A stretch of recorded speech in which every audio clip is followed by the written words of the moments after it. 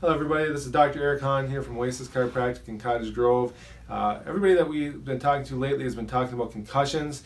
They're seeing it on TV, they're seeing it in the news, seeing it on movies, and what they don't really tell you is, yeah, we're worried about the first concussion, but it's actually the second concussion that's a much more serious condition. If you get hit again when you have a first concussion, we call it that second impact syndrome. That's more of a medical emergency. That's the really serious concussion. And that's a really easy thing to prevent. The big thing is that we just don't get hit again when we have a first concussion. And one of the easiest ways to know that is if we have a baseline concussion test.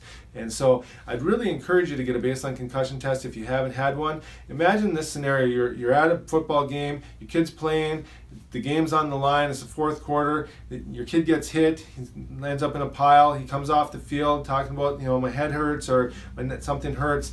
Really the easiest way, or the only way we can for sure tell, where is he at, is if we were to have a baseline test to compare that to, we would know for sure, is he safe to go back in and play. Especially when the game's on the line, when everybody wants to win and emotions are running high, it's kind of a scary situation to know which way to go. Now let's say your kid actually has a concussion. Minnesota requires your child to have a note to be able to go back and compete again once they're pulled out of the game. That's Minnesota law.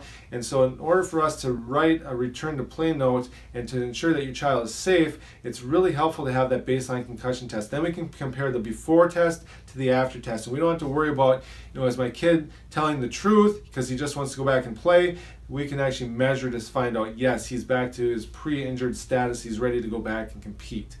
Now, you might be thinking, well, it's kind of expensive to get one of these tests. I'm worried, how much is it going to cost? If you go to the doctor, it might be $150, $200 to get one of these tests done.